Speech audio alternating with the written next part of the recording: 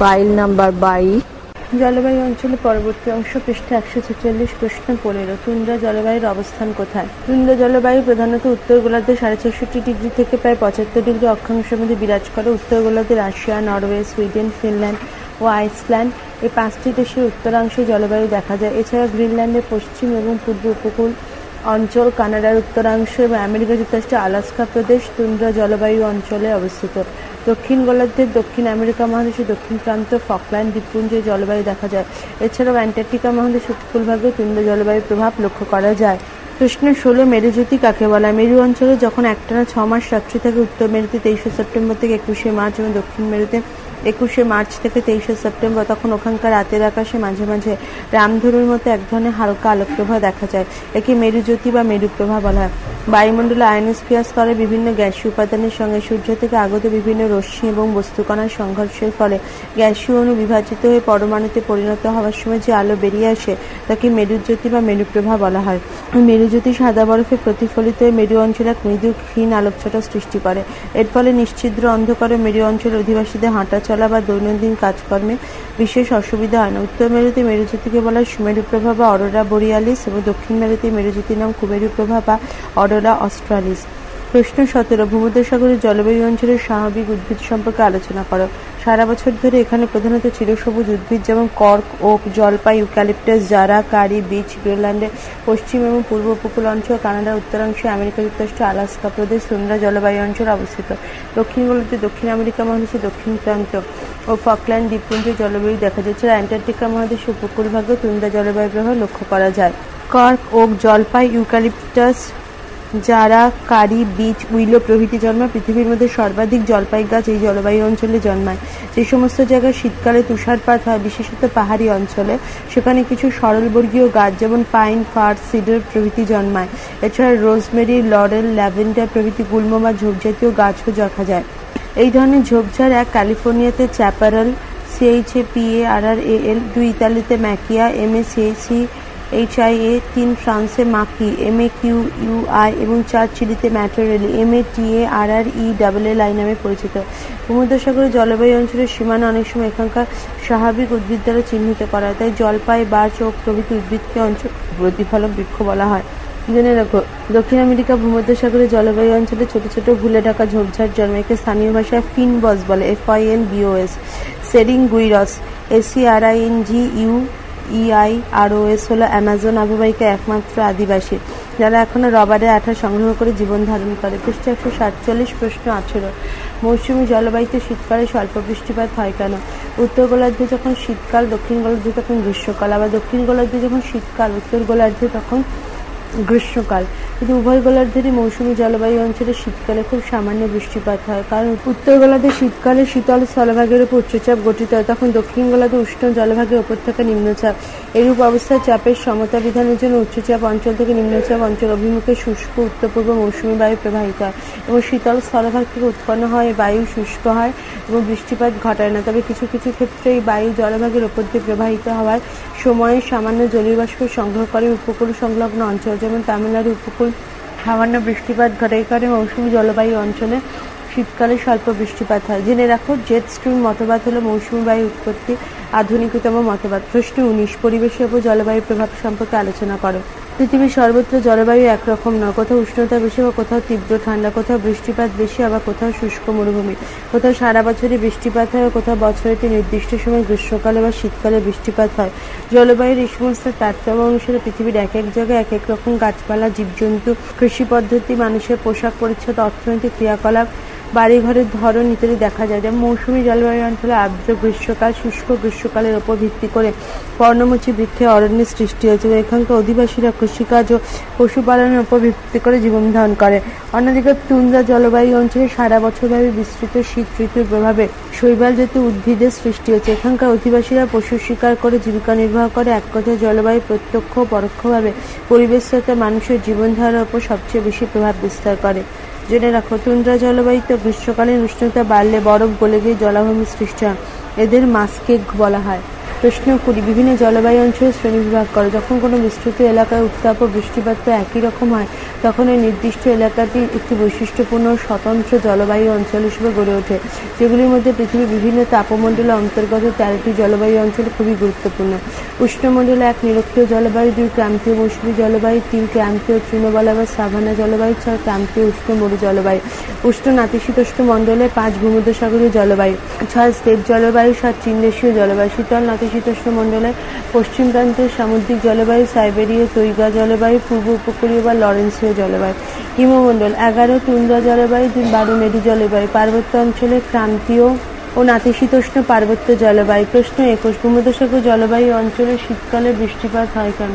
পৃথিবীর অন্যান্য জলবায়ু অঞ্চলে যেখানে প্রধানত গ্রীষ্মকালে বৃষ্টিপাত হয় সেখানে ভূমধ্যসাগর জলবায়ু অঞ্চলে প্রধানত শীতকালে বৃষ্টিপাত হয়, কারণ 1 সূর্যের দক্ষিণায়নের জন্য শীতকালে উত্তর গোলার্ধে উচ্চচাপ বলয়গুলো কিছুটা দক্ষিণে সরে যায়। এর ফলে শীতকালে ভূমধ্যসাগরীয় অঞ্চল থেকে উচ্চচাপ বলয় সরে গেলে এই অঞ্চলে তখন দক্ষিণ পশ্চিম পশ্চিমা বায়ু প্রবাহিত হয়।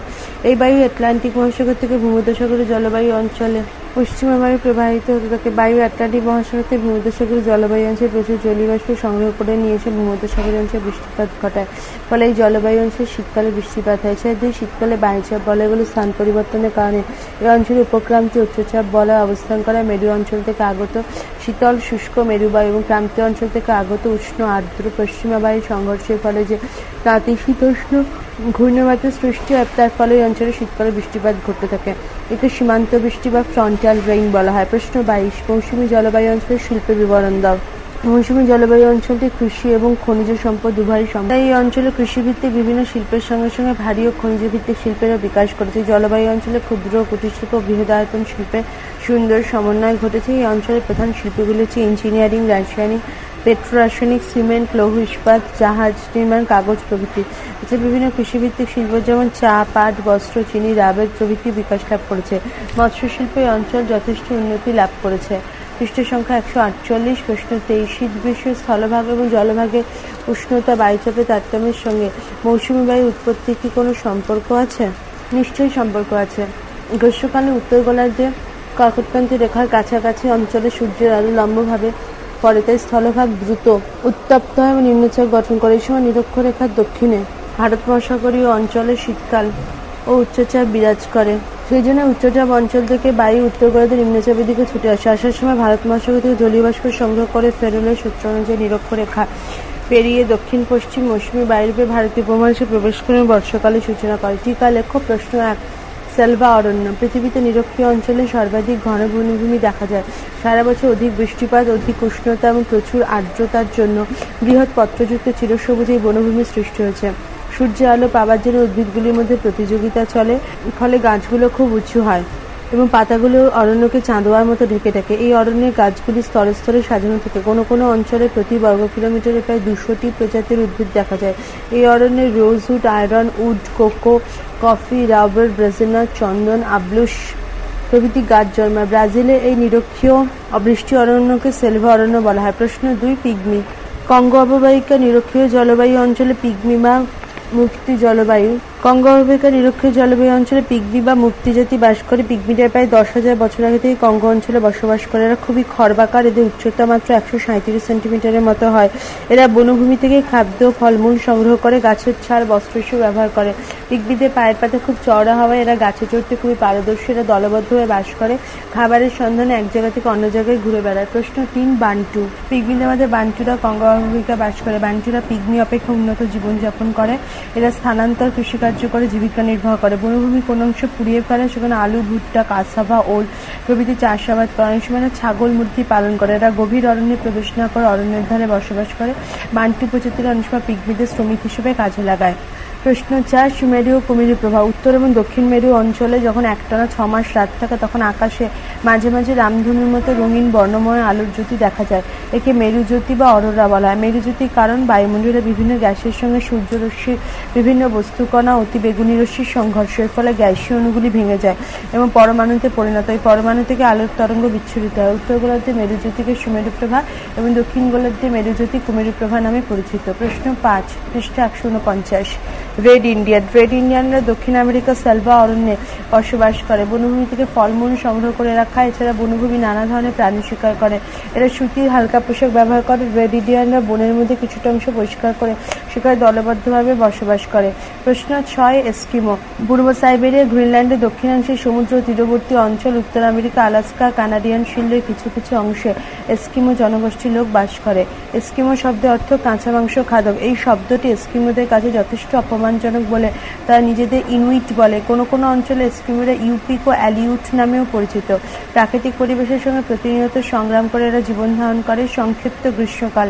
গ্রীষ্মকালের স্থায়িত্ব 2-3 মাস। এতে সারা বছরে খাদ্য, পোশাক ও অন্যান্য প্রয়োজনীয় সামগ্রী সংগ্রহ করে রাখতে হয়। এস্কিমোদের গ্রীষ্মকালে ব্যবহৃত সিল মাছের চামড়া নির্মিত তাঁবু টিউপিক নামেও শীতকালীন গৃহ ইগলু নামে পরিচিত। গ্রীষ্মকালে এরা কায়াক নামক নৌকা দিয়ে মৎস্য শিকার করে। বলগা হরিণ এদের প্রধান সম্পদ। বলগা হরিণ থেকে এরা দুধ, মাংস, চামড়া পেয়ে থাকে। বর্তমানে উন্নত প্রযুক্তির ছোঁয়ায় এদের জীবনযাপনে নানা পরিবর্তন এসেছে। প্রশ্ন 7, সেমাং। সেমাং উপজাতির মানুষেরা মালয় উপদ্বীপে বাস করে। এরা প্রায় 30 জনে এক একটি দলে বিভক্ত হয়ে হাতে হাতে বিষাক্ত তীর, ধনুক, শিঙা এবং অন্যান্য বাদ্যযন্ত্র নিয়ে শিকারের জন্য ঘুরে বেড়ায়। এরা গাছের ছাল এবং পশুর চামড়া পরিধান করে। এদের স্থায়ী কোনো বাড়িঘর নেই। গাছের ওপর মাচা নির্মাণ করে বাস করে। বর্তমানে বহু সেমাং উপজাতি রাবার বাগিচায় কাজ করে। প্রশ্ন 8, ইগলু। এস্কিমোরা শীতকালে সমুদ্র তীরবর্তী অঞ্চলে যে বাসগৃহ নির্মাণ করে তাকে ইগলু বলা হয়। প্রাচীরের মধ্যে বিস্তৃত পর্বতশ্রেণী আড়ালে যেখানে কনকনে ঠান্ডা বাতাস ভেতরে ঢুকতে পারে না সেখানে তারা বাসগৃহ নির্মাণ করে। পাথর, চামড়া, পশুর লোম বাসগৃহের উপকরণ হিসেবে ব্যবহৃত হয়। নির্মিত বাসগৃহগুলো যখন বরফাচ্ছাদিত হয়ে যায় তখন মনে হয় ঘরগুলো বরফের চাই দিয়ে তৈরি। ঘরগুলো আকৃতি ওল্টানো জামবাটির মতো। ঘরগুলো কোনো জানালা থাকে না। নিচু দরজা দিয়ে হামাগুড়ি দিয়ে প্রবেশ করতে হয়। ইগলুগুলোকে গরম রাখার জন্য এস্কিমোরা শুকনো মসের সলতে দিয়ে প্রদীপ জাতীয় বস্তুর মাধ্যমে সিল মাছের চর্বির সাহায্যে আলো জ্বালায়। এক একটি ইগলুর উচ্চতা প্রায় 4 মিটার এবং দৈর্ঘ্য প্রায় 12 থেকে 14 মিটার হয়। পৃষ্ঠা 150। প্রশ্ন 9, কায়াক। কায়াক শব্দের অর্থ মানুষের নৌকা এবং শিকারী নৌকা। সাধারণভাবে এটি কায়াক প্রায় 5.2 মিটার লম্বা ও 50 থেকে 55 সেন্টিমিটার চওড়া ও 18 সেন্টিমিটার গভীর হয়। গ্রিনল্যান্ডের সমুদ্র তীরে, আলাস্কায় গ্রীষ্মকালে সমুদ্র উপকূলে নানা ধরনের মাছের প্রচুর সমাগম ঘটে। যার মধ্যে সিল মাছের সংখ্যাই সর্বাধিক। সিল মাছের চামড়া দিয়ে কায়াক তৈরি করা। গ্রীষ্মকালে এই কায়াকে চড়ে এখানকার অধিবাসীরা সমুদ্র থেকে মাছ শিকার করে থাকে। প্রশ্ন 10, টিউপিক। এস্কিমোরা গ্রীষ্মকালে সমুদ্রের ধারে যে কোণাকৃতি তাঁবুতে বাস করে তার নাম টিউপিক। এস্কিমো মহিলারা কাঠ অথবা তিমির হাড় বা হরিণের শিং দিয়ে এই জাতীয় তাঁবুর কাঠামো প্রস্তুত করে। এরপর এই কাঠামোর ওপর 50-60টি সিল মাছের চামড়া সেলাই করে বিছিয়ে দেওয়া হয়। টিউপিক যাতে মাটির সঙ্গে শক্তভাবে লেগে থাকে সেই জন্য ভারী পাথর দিয়ে চারপাশে ভালোভাবে চাপা দেওয়া হয়। প্রশ্ন 11, নিশীথ সূর্যের দেশ। 21শে মার্চের পর থেকে 23শে সেপ্টেম্বর পর্যন্ত এই 6 মাস উত্তর মেরু সন্নিহিত অঞ্চল একটানা সূর্যের আলো পায়। ফলে একটানা 6 মাস দিন হয়। এই সময় উত্তর গোলার্ধের নরওয়ে সীমান্তে হ্যামারফেস্ট 70.5 ডিগ্রি উত্তর বন্ধ থেকে প্রায় সরাসরি আকাশে সূর্যকে দেখা যায়। প্রায় সারা রাত্রি আকাশে সূর্যকে দেখা যায়। একেই নিশীথ সূর্য বলা। এই কারণে নরওয়ে হ্যামারফেস্ট বন্দর এবং তার আশেপাশে অঞ্চলকে নিশীথ সূর্যের দেশ বলা হয়। পার্থক্য লেখো। 1, আবহাওয়া ও জলবায়ু। বিষয় সংজ্ঞা। আবহাওয়া। আবহাওয়া হলো কোনো নির্দিষ্ট স্থানে নির্দিষ্ট সময় বায়ুমণ্ডলের বিভিন্ন উপাদানের সাময়িক অবস্থা। জলবায়ু হলো আবহাওয়ার বিভিন্ন উপাদানের 30 থেকে 35 বছরের গড় অবস্থা। 2, প্রকৃতি। আবহাওয়া হলো দৈনন্দিন ঘটনা। জলবায়ু হলো দীর্ঘকালীন ঘটনা। 3, পরিবর্তনশীলতার ভিত্তি। আবহাওয়া স্থানভেদে পরিবর্তনশীল, জলবায়ু অঞ্চলভেদে পরিবর্তনশীল। 4, পরিবর্তনের প্রকৃতি। আবহাওয়া প্রতিনিয়ত পরিবর্তিত, জলবায়ু প্রতিনিয়ত পরিবর্তিত হয় না। 5, প্রকারভেদ। আবহাওয়ার বিভিন্ন প্রকারভেদ হচ্ছে রৌদ্রোজ্জ্বল আবহাওয়া, উষ্ণ আবহাওয়া, মনোরম আবহাওয়া, গুমোট আবহাওয়া ইত্যাদি। জলবায়ু বিভিন্ন প্রকারভেদ হলো আর্দ্র জলবায়ু, শুষ্ক জলবায়ু, সমভাবাপন্ন জলবায়ু, চরমভাবাপন্ন জলবায়ু ইত্যাদি। পৃষ্ঠা 151। প্রশ্ন 2, মৌসুমী জলবায়ু, ভূমধ্যসাগর জলবায়ু পার্থক্য। বিষয় 1, অক্ষাংশগত অবস্থান। মৌসুমী জলবায়ু উভয় গোলার্ধে 10 ডিগ্রি থেকে 25 ডিগ্রি বা 30 ডিগ্রি অক্ষাংশের মধ্যে। মহাদেশ সমূহে পূর্ব প্রান্তে মৌসুমী জলবায়ু বিরাজ করে। ভূমধ্যসাগরীয় জলবায়ু উভয় গোলার্ধে 30 ডিগ্রি থেকে 40 ডিগ্রি অক্ষাংশের মধ্যে। মহাদেশগুলি পশ্চিম উপকূলে ভূমধ্যসাগরীয় জলবায়ু বিরাজ করে। 2, গ্রীষ্মকাল এবং শীতকালের প্রকৃতি। গ্রীষ্মকাল আর্দ্র এবং শীতকাল শুষ্ক হয় মৌসুমী জলবায়ু। ভূমধ্যসাগরীয় জলবায়ু শীতকাল আর্দ্র, গ্রীষ্মকাল শুষ্ক। তিন বায়ু প্রবাহ। মৌসুমী জলবায়ু গ্রীষ্মকালে দক্ষিণ পশ্চিম মৌসুমী বায়ু প্রবাহিত হয়, শীতকালে উত্তর পূর্ব মৌসুমী বায়ু প্রবাহিত হয়। ভূমধ্যসাগরীয় জলবায়ুতে শীতকালে আর্দ্র দক্ষিণ পশ্চিম মৌসুমী বায়ু এবং গ্রীষ্মকালে শুষ্ক উত্তর পূর্ব আয়ন বায়ু প্রবাহিত হয়। ভুল বললাম, ভূমধ্যসাগরীয় জলবায়ুতে শীতকালে আর্দ্র দক্ষিণ পশ্চিম পশ্চিমা বায়ু এবং গ্রীষ্মকালে শুষ্ক উত্তর পূর্ব আয়ন বায়ু প্রবাহিত হয়। 4 উষ্ণতা। গ্রীষ্মকালে মৌসুমী জলবায়ুর সর্বোচ্চ উষ্ণতা গড়ে 30 ডিগ্রি সেন্টিগ্রেড থেকে 32 ডিগ্রি সেন্টিগ্রেড এবং শীতকালে গড়ে 19 ডিগ্রি সেন্টিগ্রেড থেকে 22 ডিগ্রি সেন্টিগ্রেড। ভূমধ্যসাগরীয় জলবায়ু গ্রীষ্মকালে এখানে উষ্ণতা থাকে গড়ে 21 ডিগ্রি সেন্টিগ্রেড থেকে 27 ডিগ্রি সেন্টিগ্রেড এবং শীতকালে গড়ে 5 ডিগ্রি সেন্টিগ্রেড থেকে 10 ডিগ্রি সেন্টিগ্রেড। 5 বৃষ্টিপাত। মৌসুমী জলবায়ু বছরে গড়ে 75 সেন্টিমিটার থেকে 150 সেন্টিমিটার বৃষ্টিপাত হয়। ভূমধ্যসাগরীয় জলবায়ু শীতকালে বৃষ্টিপাত হলো পরিমাণ খুব বেশি নয়, বছরে গড়ে 30 সেন্টিমিটার থেকে 90 সেন্টিমিটার। 6 ঋতু পর্যায়। মৌসুমী জলবায়ু অন্যতম প্রধান বৈশিষ্ট্য হল ঋতু পর্যায়। এই জলবায়ু অঞ্চলে 4টি ঋতু পর্যায়ক্রমে আবর্তিত হয়, তথা শীত, গ্রীষ্ম, বর্ষা ও শরৎ। তবে উত্তর ও দক্ষিণ গোলার্ধে ঋতুচক্র ঠিক বিপরীত সময়ে সংঘটিত হয়।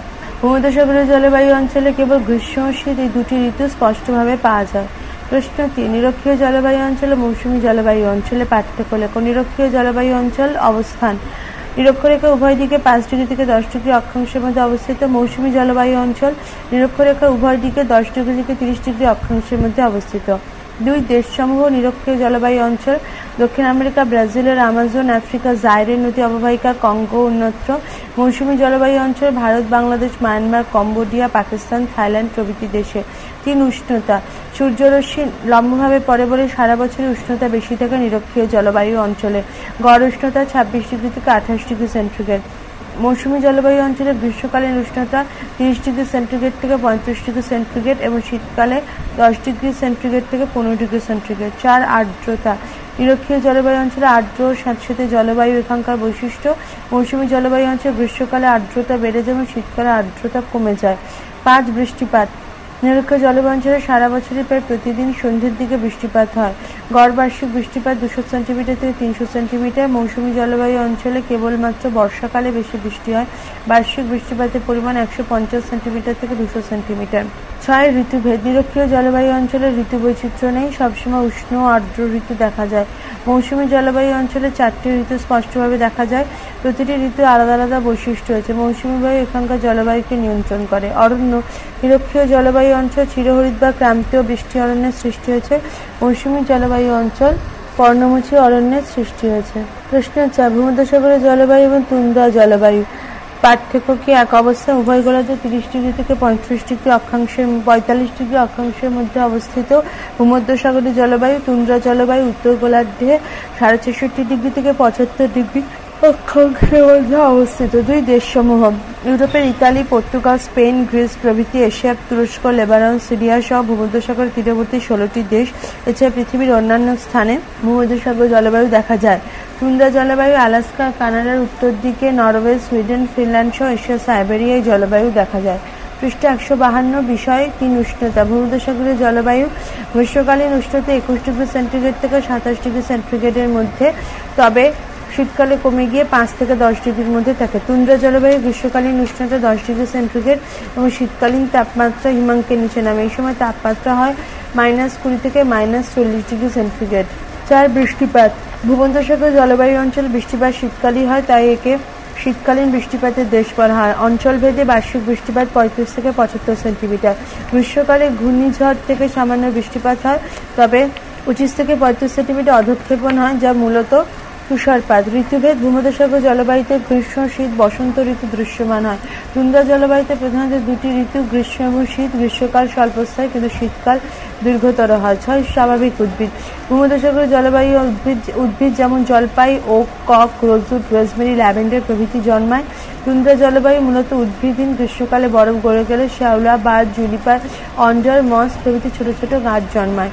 প্রশ্ন 5, নিরক্ষীয় জলবায়ু অঞ্চলে অধিবাসী এবং তুন্দ্রা জলবায়ু অঞ্চলে অধিবাসী। বিষয় জনজাতির নাম। নিরক্ষীয় জলবায়ু অঞ্চলে অধিবাসী জাইরে অববাহিকা জনজাতি হল পিগমি, আমাজন অববাহিকা রেড ইন্ডিয়ান, দক্ষিণ পূর্ব এশিয়ার সেমাং ইত্যাদি। তুন্দ্রা জলবায়ু অঞ্চলে অধিবাসী গ্রিনল্যান্ড, কানাডা, আলাস্কায় এস্কিমো, রেড ইন্ডিয়ান, সাইবেরিয়ার সামোয়েদ, ইয়াকুত, ল্যাপল্যান্ডের ল্যাপ, ফিনল্যান্ডের ফিন ইত্যাদি। 2 জনবিরলতা। নিরক্ষীয় জলবায়ু অঞ্চলের অধিবাসীদের আর্দ্র উষ্ণ জলবায়ুর জন্য পরিবেশ অস্বাস্থ্যকর, বিপদসংকুল বন্য পরিবেশ, হিংস্র জীবজন্তু অবস্থানের জন্য। তুন্দ্রা জলবায়ু অঞ্চলের অধিবাসীরাকে অত্যন্ত প্রতিকূল জলবায়ু, তীব্র শীত, কষ্টকর জীবনযাত্রার জন্য জনবিরল। ৩. জীবিকা। নিরক্ষীয় জলবায়ু অঞ্চলের অধিবাসী বনের ফলমূল সংগ্রহ, বন থেকে পশু শিকার, কাঠ সংগ্রহ অধিবাসীদের প্রধান জীবিকা। বর্তমানে আদিম প্রথায় চাষাবাদ হচ্ছে।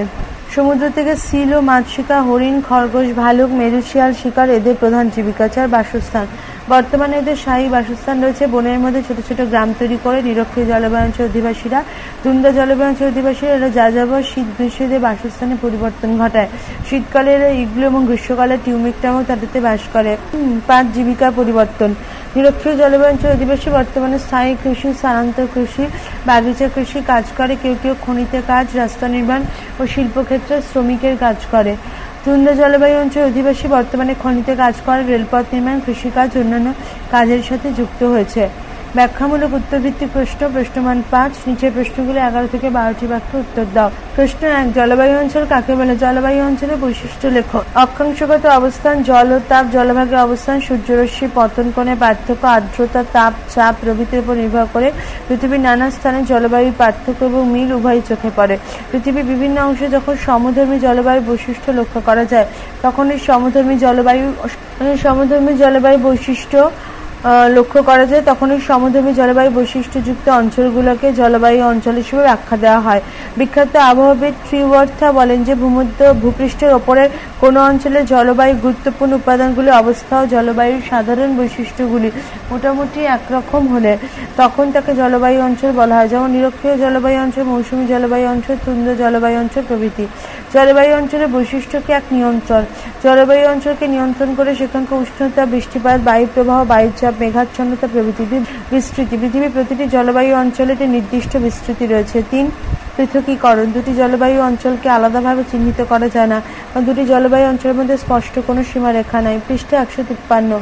৪. উদ্ভিদ ও প্রাণীজগতের উপর প্রভাব। জলবায়ু অঞ্চলের কোনো স্থানে উদ্ভিদ ও প্রাণীজগৎকে প্রভাবিত বা নিয়ন্ত্রণ করে, তাই কোনো স্থানের স্বাভাবিক উদ্ভিদের বৈশিষ্ট্য থেকে সেখানকার জলবায়ু অঞ্চলের সঙ্গে ধারণা করা যেতে পারে। যেমন জলপাই অরণ্য ভূমধ্যসাগর জলবায়ুর প্রতিফলক হিসেবে কাজ করে, আবার মেরু ভালুক মেরু জলবায়ুর প্রতিফলক হিসেবে কাজ করে। ৫. মানুষের উপর প্রভাব। জলবায়ু অঞ্চলে মানুষের আর্থসামাজিক পরিবেশকে প্রভাবিত করে। মানুষের খাদ্যাভ্যাস, পোশাক, বাড়িঘর নির্মাণ এবং অন্যান্য বিষয়কে নিয়ন্ত্রণ করে। ৬. উপ অঞ্চল। একটি বড় জলবায়ু অঞ্চলের মধ্যে উপাদানগুলির স্থানগত পার্থক্যের কারণে একাধিক উপ অঞ্চল থাকে। জেনে রাখো। জলবায়ু অঞ্চল নির্ধারণের প্রধান বিচার্য বিষয় উষ্ণতা অধঃক্ষেপণ। প্রশ্ন ২. পৃথিবীর প্রধান প্রধান জলবায়ু অঞ্চলের নাম উল্লেখ করো। পৃথিবীর কোনো নির্দিষ্ট অঞ্চলে আবহাওয়া ও জলবায়ুর উপাদানগুলি প্রকৃতি ও বৈশিষ্ট্য সুদীর্ঘকাল ধরে সমধর্মী হলে তাকে জলবায়ু অঞ্চল বলা হয়। বিভিন্ন আবহাওয়াবিদেরা বিভিন্ন বিষয়ের উপর নির্ভর করে পৃথিবীর জলবায়ু অঞ্চলকে নানা ভাগে ভাগ করেছেন।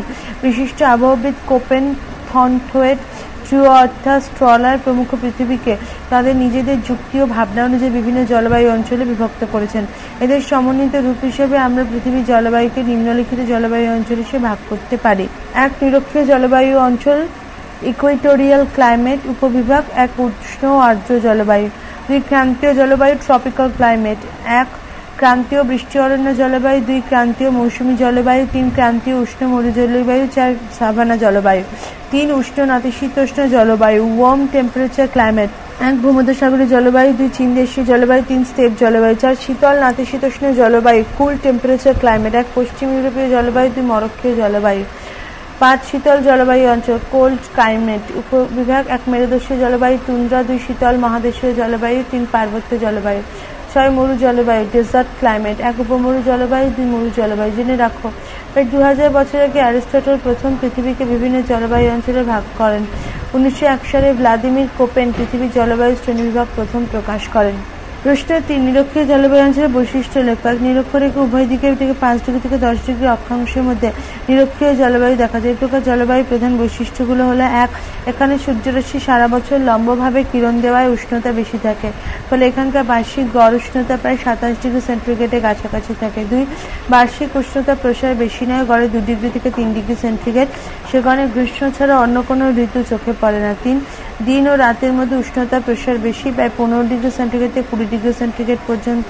তাই ভোর রাতের দিকে এই অঞ্চলে কিছুটা শীত অনুভূত হয়। এই জন্য এখানকার রাত্রিকে ক্রান্তীয় শীতকাল বলে। পৃষ্ঠা 154। সূর্যের পতন কোণ। নিরক্ষীয় জলবায়ু অঞ্চলে সূর্যের আলো সারা বছর প্রায় লম্বভাবে পড়ে। দিন রাত্রির দৈর্ঘ্য। নিরক্ষীয় অঞ্চলে প্রতিটি দিনের দৈর্ঘ্য প্রায় 12 ঘন্টা, রাত্রের দৈর্ঘ্য প্রায় 12 ঘন্টা। বায়ু প্রবাহ। নিরক্ষীয় অঞ্চল যেহেতু চিরস্থায়ী নিম্নচাপ বলে অবস্থান করে, তাই ঊর্ধ্বমুখী বায়ুস্রোত দেখা গেল ভূপৃষ্ঠের সমান্তরালে তেমন কোনো বায়ু প্রবাহ দেখা যায় না, তা বাতাসে শান্ত ভাব লক্ষ্য করে যায়। আর্দ্রতা। নিরক্ষীয় অঞ্চলে জলভাগ বেশি এবং সূর্যের আলো লম্বভাবে পড়ে বলে জলে বাষ্পীভবন বেশি, সেই জন্য বাতাসে আর্দ্রতা পরিমাণও সর্বাধিক, অর্থাৎ স্যাঁতসেঁতে আবহাওয়া বিরাজ করে। মেঘাচ্ছন্নতা। অধিক উষ্ণতা এবং আর্দ্রতার কারণে প্রায় প্রতিদিন বিকেলে আকাশে কিউমুলোনিম্বাস মেঘের সঞ্চয় ঘটে এবং বজ্র বিদ্যুৎ সহ বৃষ্টিপাত হয়। বৃষ্টিপাত। নিরক্ষীয় অঞ্চলে তাই প্রতিদিন বিকেলে পরিচলন প্রক্রিয়ায় বৃষ্টিপাত হয়। এখানে বার্ষিক বৃষ্টিপাতের পরিমাণ গড়ে প্রায় 200 থেকে 300 সেন্টিমিটার প্রতিদিন বিকেলে বৃষ্টিপাত হয় বলে একে 4 o'clock রেইন বলা হয়। ঋতুহীনতা। সূর্যরশ্মি প্রায় সারা বছর লম্বভাবে পড়ার জন্য নিরক্ষীয় অঞ্চলে মাত্র একটি ঋতুই দেখা যায়, তা হলো গ্রীষ্মকাল। প্রশ্ন 4। নিরক্ষীয় অঞ্চলের জীববৈচিত্র্য সম্পর্কে কি জানো? নিরক্ষীয় অঞ্চলে অধিক উষ্ণতা, বৃষ্টিপাত ও অন্যান্য জলবায়ুগত কারণে এখানকার জীববৈচিত্র্য ভিন্ন প্রকৃতির। উদ্ভিদ বৈচিত্র্য।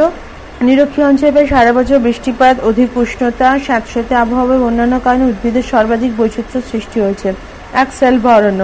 ব্রাজিলের আমাজন অববাহিকা, আফ্রিকার কম্বো বা জাইরে অববাহিকা চিরসবুজ বৃহৎ পত্রযুক্ত অসংখ্য শক্ত কাঁচা অরণ্যকে ব্রাজিলের সেলভা অরণ্য বলা হয়। দেখা গেছে ব্রাজিলের বৃষ্টি অরণ্যে কোনো কোনো স্থানে 2 বর্গ কিলোমিটার অঞ্চলে প্রায় 300 প্রজাতি উদ্ভিদ পাশাপাশি অবস্থান করছে। বনভূমির নিচের অংশে সূর্যের আলো প্রবেশ করতে পারে না, সেই জন্য নিরক্ষীয় বনভূমির নিচের অংশে দিনের বেলা চিরগোধূলি পরিবেশ বিরাজ করে এবং উদ্ভিদগুলির ভূমিকে পাতা দিয়ে চাঁদোয়ার মতো ঢেকে রাখে। রোজউড, আয়রনউড, মেহগনি, আবলুস, রাবার ইত্যাদি ধরনের উদ্ভিদ এখানে জন্মায়। 2 বিরূপ শ্রেণীর উদ্ভিদ।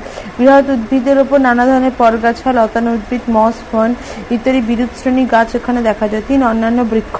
সমুদ্র তীরবর্তী অঞ্চলে নারকেল, পাম, সুপুরি, তাল জাতীয় উদ্ভিদ দেখা যায়। প্রাণী বৈচিত্র্য। নিরক্ষীয় বৃষ্টি অরণ্য ঘন, দুর্ভেদ্য এবং সবুজ হওয়ায় নানা ধরনের প্রাণীকুল এখানে বাস করে, তবে অরণ্যের ভূমি সংলগ্ন অংশে ঘাস জাতীয় উদ্ভিদ কম বলে যারা গাছে চড়তে পারে তাদের আধিক্যই বেশি। এক গাছের উঁচু অংশে বাস করে সোনালী বারর, উড়ন্ত কাঠবেড়ালি, ম্যাকাও পাখি, প্রজাপতি, ওরাং ওটাং ও অন্যান্য গাছেরা একেবারে উঁচু অংশে বাস করে।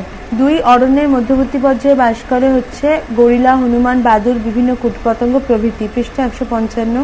3 ভূমি সন্নিহিত অংশে বাস করে, গাছের নিচের দিকে বা ভূমি সংলগ্ন অংশে বাস করে এমন প্রাণীর সংখ্যা যথেষ্ট বেশি, যেমন চিতাবাঘ, শূকর, শিম্পাঞ্জি, শিয়াল, গন্ডার, হাতি প্রভৃতি। 4 জলভাগে বাস করে।